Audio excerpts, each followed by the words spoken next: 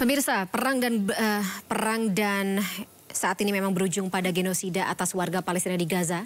Mengalami jeda yang terbilang cukup singkat, 4 hari. Lewat mediasi oleh Qatar dan dibantu Amerika Serikat serta Mesir ini, Israel dan Hamas menyetujui 5 poin kesepakatan. Dan 4 hari dimaknai sebagai pertukaran sandera dari masing-masing pihak, baik warga Israel, Palestina, maupun warga negara asing.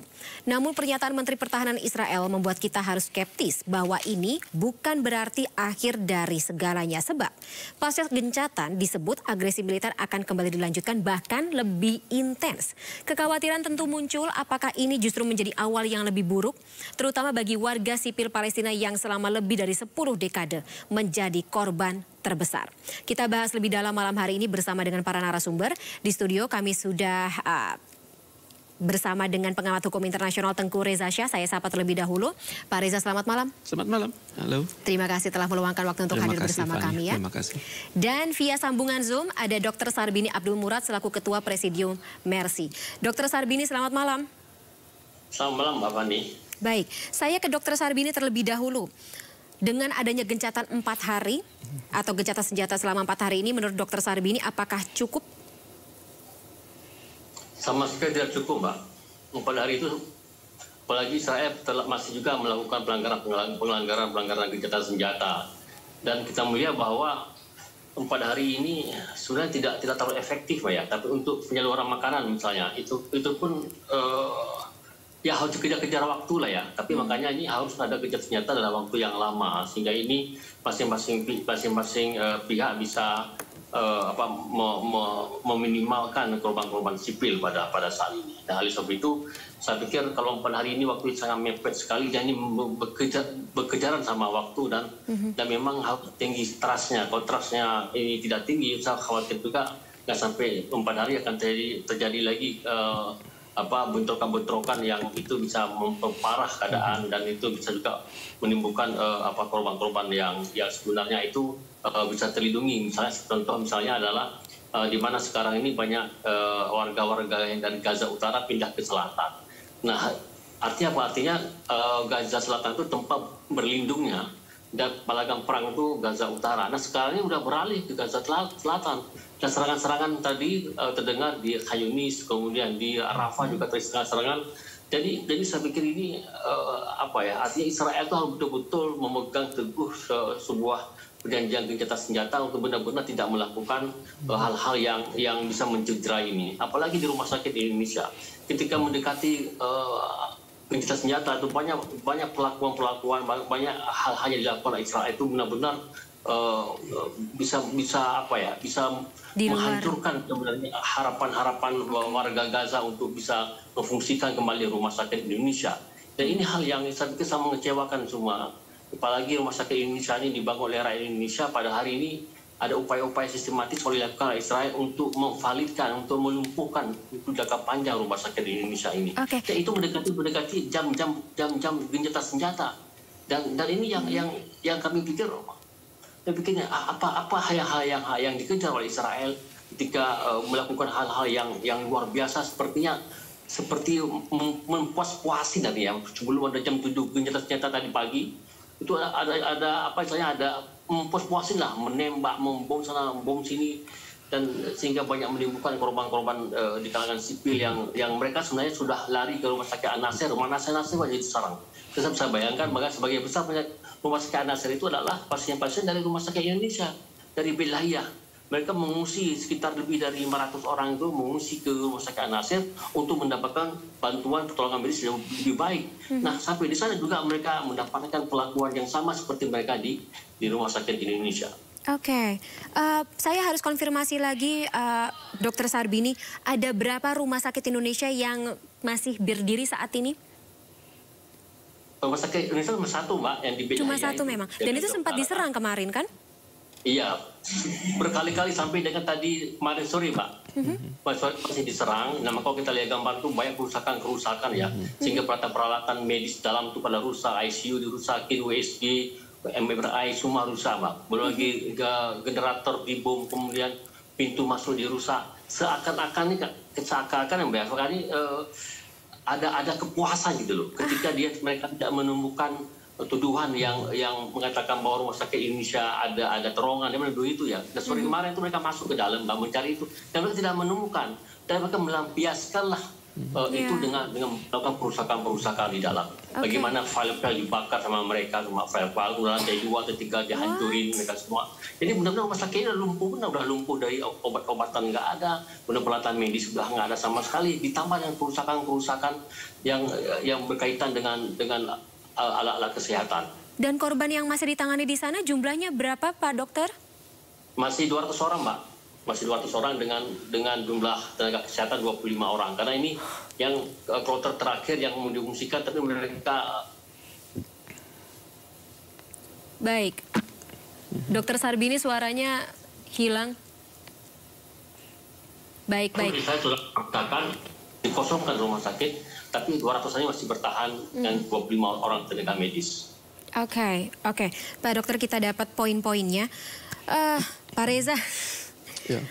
Aduh, saya gimana ya menjelaskannya, ya speechless begitu. Ketika ini gencatan senjata terbentuk oleh kesepakatan yang dimotori oleh Qatar, Amerika Serikat dan juga Mesir, tapi hanya menghasilkan sebuah jeda singkat selama 4 hari. Alih-alih ada hal atau urgensi yang lebih penting, yaitu menelusuri kejahatan yang bisa dibilang ini pelanggaran dari Konvensi Jenewa gitu, pelanggaran dalam kejahatan perang, atau ini bisa disebut dengan kejahatan perang. Tanggapan Pak Reza bagaimana? Ya betul, pelanggaran atas hukum internasional. Tidak boleh menyerang, tidak boleh menghancurkan rumah sakit, fasilitas pendidikan, dan juga anak-anak dan wanita kan. Jadi inilah yang terjadi. Jadi kalau kita perhatikan skenario bumi hangus itu sudah berjalan dengan genosida. Kemudian serangan akan semakin dahsyat. Kalau kita saat ini berharap ya akan ada gencatan senjata dari hari Kamis, Jumat, Sabtu, Minggu kan. Pada saat yang sama Israel sudah menguasai wilayah Gaza tersebut kan. Setengah atau mungkin sekitar sepertiga bagian Gaza sudah dikuasai, dan dari situ akan menjadi basis untuk serangan lebih lanjut. Jadi selanjutnya akan terjadi kombinasi serangan darat dan udara. Walaupun drone dikatakan tidak boleh beraktivitas hanya selama 6 jam per hari selama 4 hari, itu juga tidak cukup ya? Enggak cukup. Kita berhadapan dengan suatu pemerintahan yang sedang goyang kan. Benjamin Netanyahu sedang goyang sekarang. Berapa orang menteri dia sudah mengajukan mosi tidak percaya. Mengundurkan diri juga? Iya. Kemudian juga kabinetnya goyang. Kemudian ekonomi Israel sedang jatuh. Kemudian reputasi internasional Israel dipertanyakan. Banyak boykot atas produk Israel, juga produk-produk negara yang berhubungan dengan Israel. Terutama di Indonesia. Betul. Itu dampaknya sudah mulai terasa. Kemudian juga demo di sekitar wilayah kepresidenan sudah besar. Karena yang dilawan oleh Israel ini pertama, yang dilawan oleh pemerintahan Netanyahu ini bukan hanya krisis negara sedang reputasinya turun, ekonomi turun, tapi juga keluarga dari tentara-tentara yang wafat tersebut, keluarga-keluarga yang merasa terculik oleh kasus tanggal 7 Oktober kemarin. Dan mereka kan menuntut kan. Dan dalam kondisi sekarang ya kita bisa perhatikan setelah lewat 1 bulan dan 2 minggu, ya kontrol diri dari serdadu-serdadu di lapangan itu sudah tidak. Moralnya turun ya? Moral turun, dan mereka yang ada sekarang adalah kembali kepada insting ya. Insting binatang ada pada diri manusia. Untuk survive atau bertahan diri? Survive, bertahan diri, dan ada ketakutan kan. Tiap mereka bergerak itu mereka juga melihat gitu bahwa di titik yang lain sesama serdadu barangkali menghadapi kesulitan kan. Saya melihat videonya ya. Dan kadang-kadang juga kita nggak tahu persis apakah video itu betul dari sana atau video yang dibuat dengan artificial intelligence misalnya. Sekarang suka ada propaganda, banyak video atau dokumentasi yang dibentuk sebagai propaganda. Belum tentu benar. Ya karena itu kan kita memerlukan media yang independen kan. Sebenarnya Oki itu punya media tapi kan nggak kedengaran medianya. Al Jazeera pun punya media tapi dengan semakin dahsyatnya perang ini, mereka juga berpikirkan nyawa insan-insan pers itu harus dilindungin kan. Jadi kemudian korban karena 120-an wartawan meninggal. Kemudian juga citizen journalism kan. di wilayah sudah dikuasai Israel kan otomatis kan diberlakukan hukum Israel kan. Nah, jadi Israel bisa menganggap siapapun yang terlihat mencurigakan, entah itu berjalan, entah itu berlari atau menampakkan diri di luar, sehingga terkesan mengancam seorang serdadu itu bisa dieksekusi di tempat. Dan untuk itu ya dalam kondisi begini siapa yang menguasai berita kan, siapa yang menguasai informasi akan apa ya, mengirimkan pesan yang sama terus-menerus ke dunia, sehingga akhirnya masyarakat berpikir bahwa ini adalah informasi yang benar. Padahal informasi itu tidak adil. Jadi tapi kalau melihat tekanannya Pak, dan tadi Pak Reza mengatakan tekanannya tidak hanya muncul dari dunia internasional, tapi dari internalnya sendiri. Apakah ini apa ya namanya menjadikan apapun yang dikatakan baik oleh Perdana Menteri Israel Benjamin Netanyahu dan juga Menhannya sendiri Yoav Gallant ya adalah bentuk bluffing? Serangan yang bentuknya akan intens setelah gencatan senjata berakhir. Ini kan sekarang kondisinya kan Israel lagi kalut kan. Lebih cepat perang ini selesai lebih baik. Kalau saya menempatkan diri saya sebagai Israel ya, lebih cepat perang ini dimenangkan itu lebih baik. Dan untuk itu kan harus ada payung pembenarnya kan. Ya payung pembenarnya adalah Nakbah itu antara lain. Jadi terusirnya masyarakat non-Israel, non-Jewish dari wilayah tersebut, dan tidak boleh lagi ada simbol-simbol yang non-Jewish di situ. Kemudian saya pikir langkah pertama Israel adalah menghabiskan wilayah Gaza tersebut, menguasainya, dan selanjutnya membuat pos-pos keamanan baru dan tetap menyisakan kantong-kantong kecil masyarakat Palestina di situ. Itu adalah klaim kepada dunia bahwa mereka masih melindungi HAM, bahwa masyarakat Palestina masih ada yang bertahan. Mereka berada di bawah jaminan keamanan Israel. Dan nanti kita akan melihat suatu perang informasi model baru. Pertama, pada saat dunia berpikir bahwa setelah minggu ini akan terjadi pemboman yang lebih dahsyat, kita lihat sekarang kan berdasarkan KTT dari Riyadh kemarin kan ada 8 menteri luar negeri yang diharapkan membawa inisiatif melakukan shuttle diplomasi ke berbagai anggota tetap Dewan Keamanan PBB. Ya itu kan mereka juga sudah mengantisipasi kan. Setelah minggu ini pasti ada kejadian yang lain yang lebih dahsyat. Dan untuk itu ya kita, kalau saya berpikir seperti orang Israel, lebih cepat perang ini selesai lebih baik. Tapi berakhirnya dengan apa? Selesainya dengan apa Pak Reza? Moralitas sudah nggak ada lagi. Yang ada kita tidak bisa menaruh moralitas perang dengan moralitas keagamaan. Nggak ada, nggak bisa ditetapkan satu meja. Jadi akhir yang dipikirkan oleh Israel adalah ya penghabisan besar-besaran untuk warga Palestina.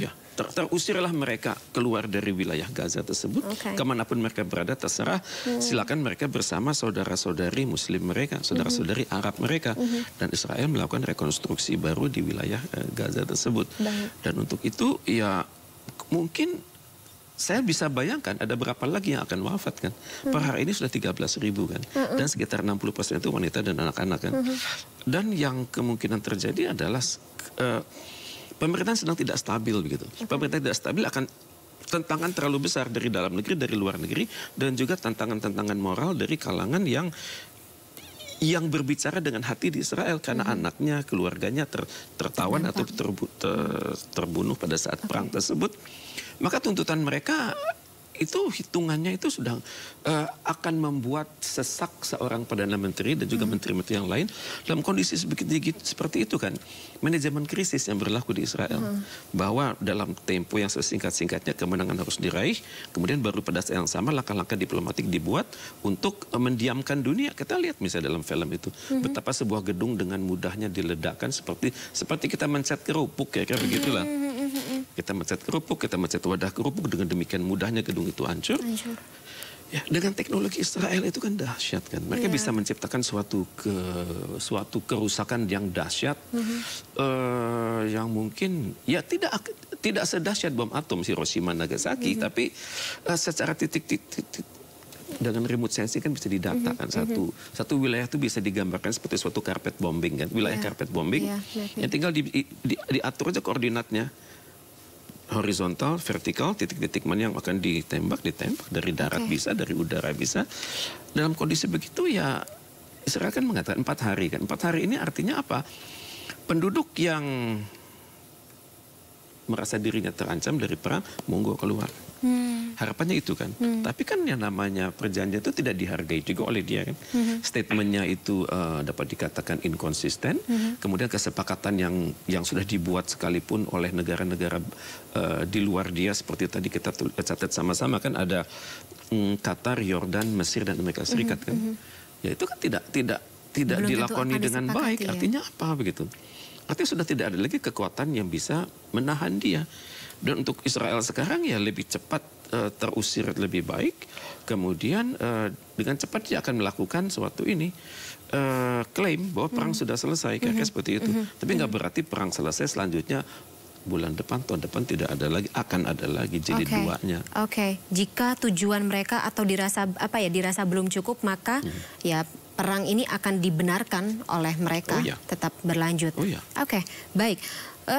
Yang saya khawatirkan juga termasuk di wilayah-wilayah yang seharusnya aman. Kalau misalnya saat ini dalam gencatan senjata selama 4 hari ini adalah Jalan Salah Aldin ya, di mana Hamas saat itu juga Hamas mengizinkan tim Palang Merah Internasional untuk menengok dan merawat sandera, kemudian juga 200 truk bantuan serta 4 truk BBM diizinkan masuk Gaza setiap hari. Saya kembali ke Dr. Sarbini, apakah ini termasuk Rafah? Dan kami khawatirkan, dan saya yakin ini juga menjadi concern yang sama dari dokter, ketika Rafah tidak atau bisa saja tidak bebas dari ancaman gempuran Israel ke depan. Bagaimana, Dok? Ya, Pak, ini kan bantuan ini masuk kalau memang ada jaminan ya. Kalau memang gencatan senjata ini bagus dan tidak ada gangguan dari Israel, maka ini bisa didistribusikan bantuan ini dari selatan sampai dengan utara. Karena saya juga dapat informasi di utara juga masih ada orang yang bertahan, walaupun sudah diancam untuk meninggalkan, itu masih juga mereka bertahan dengan teror-teror yang dilakukan oleh Israel setiap saat. Nah, oleh sebab itu, maka bantuannya harus sesegera mungkin untuk disalurkan ke utara. Tapi pertanyaannya gini, Mbak, pertanyaannya. Misalnya contoh ya dulu, kita kekurangan solar di rumah sakit di Indonesia. Sekarang kalau ada solar, ngapain lagi solar? Generator dari rusakin, kemudian semua fasilitas ada rusak. Jadi fungsi solar di rumah sakit pun nggak bisa juga difungsikan. Karena memang perangkat-perangkat yang lain sudah pada dihancurkan oleh Israel. Kemudian obat-obatan. Melakukan apa obat-obatan, sedangkan pasien-pasiennya sebagian sudah dibawa ke sana, kemudian dokternya pun semakin berkurang karena diungsi tempat yang lain.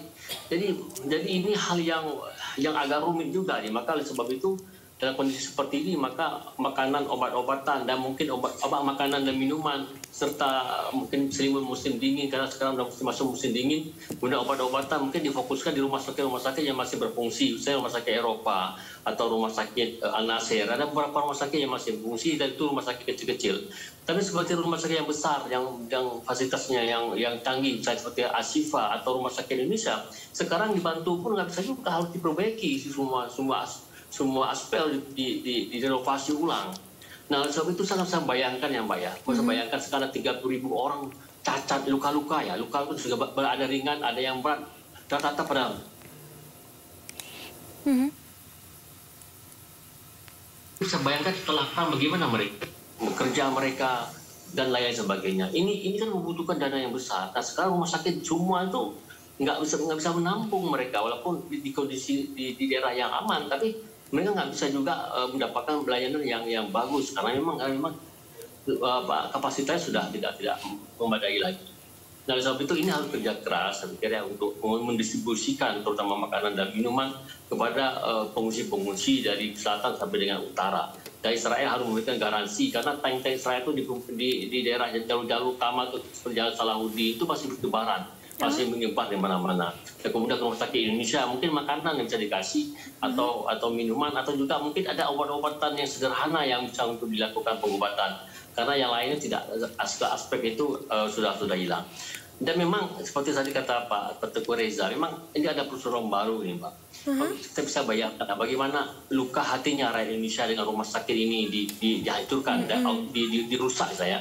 Kemudian betapa marahnya rakyat Indonesia. Nah, oleh sebab itu mungkin juga kemarahan, kesedihan rakyat Indonesia ini kan sangat kompleks dan sangat terakumulasi. Jadi benar rumah sakit ini benar-benar bantuan seluruh rakyat Indonesia. Nah, pemerintah harus melihat emosi rakyat ini untuk dijadikan satu kekuatan, satu alasan atau mendapat legitimasi untuk menyeret Israel ke ICC. Ini alasan kenapa dia menghantam rumah sakit Indonesia walaupun itu bukan rumah sakit milik kita secara formalistiknya, tapi segi sejarah, historis segala macam ini rumah sakit ini milik rakyat Indonesia. Maka ini bisa alasan untuk Departemen Luar Negeri atau Kemlu untuk bisa menaikkan Israel ke ICC ini. Artinya apa? Artinya ada langkah-langkah paralel yang harus dilakukan oleh Kemlu. Yang pertama adalah Bu Retno sekarang lagi melakukan pendekatan dengan Big Five, dengan lima negara yang punya hak veto untuk memberikan tekanan pada Israel agar dilakukan gencatan senjata jangka panjang lebih permanen. Yang kedua, paralel satu lagi adalah menyeret ini, Mbak. Jadi ada dua sayap yang harus dilakukan. Sehingga ini menunjukkan bahwa Indonesia serius dalam menghadapi Israel. Artinya kita tidak masuk pada tataran-tataran supaya verbalistik, tapi realitanya penting juga untuk diwujudkan. Nah, maka saya juga mendorong kepada teman-teman lawyer yang punya perhatian, punya concern dengan Israel untuk bisa bersatu, untuk bisa bersatu bersama-sama kita mendorong pemerintah atau lembaga-lembaga hukum untuk bisa menyeret ini. Karena ini pernah kita lakukan ketika Israel menyerang kapal Mafi Marmara. Kita menyeret ini sampai ke ICC, walaupun ujung ceritanya kalah. Tapi ada upaya-upaya yang kita tunjukkan kepada Israel bahwa Anda telah menyerang rumah sakit di Indonesia, berarti Anda telah menyerang seluruh Indonesia. Kami akan melakukan perlawanan. Dan hal yang menurut saya ini Mbak ya, saya melihat bahwa kesannya Israel ini dengan rumah sakit Indonesia kesannya marah, kesannya saya membaca kesannya marah, perlakuan ke rumah sakit perlakuan seperti orang marah. Bisa jadi saya mengkaitkan bahwa ada kata-kata emosional, serangan-serangan netizen Indonesia ke IDF yang sangat luar biasa. Serangan-serangan ini itu juga bisa membuat tentara Israel itu marah dan memperlakukan rumah sakit ini dengan hal-hal yang di luar nalar kita. Bisa jadi seperti itu. Dia melihat bahwa ini Indonesia menyerang kami di media sosial. Nah, untuk meluapkan kemarahan itu bisa jadi melakukan hal-hal seperti itu. Kebetulan memang kalau saya sendiri juga termasuk netizen yang memperhatikan bagaimana interaksi dan juga sepak terjang netizen Indonesia di media sosial yang menyerang akun-akun media sosial tentara IDF, kemudian juga selebgram dan juga seleb tweet di Israel, dan tampaknya memang berdampak pada kondisi psikologis mereka. Tapi yang kita harapkan lebih lanjut adalah bagaimana tindakan dari pemerintah Indonesia. Apakah mungkin ada sikap yang lebih keras lagi kepada Israel, mungkin di forum-forum internasional lainnya, begitu ya Dok ya. Tapi Dokter Sarbini dan juga Pak Reza, kita tahan dulu dialog kita akan jeda sesaat ya Bapak-Bapak. Tetaplah bersama kami pemirsa Sindo Prime yang akan segera kembali sesaat lagi.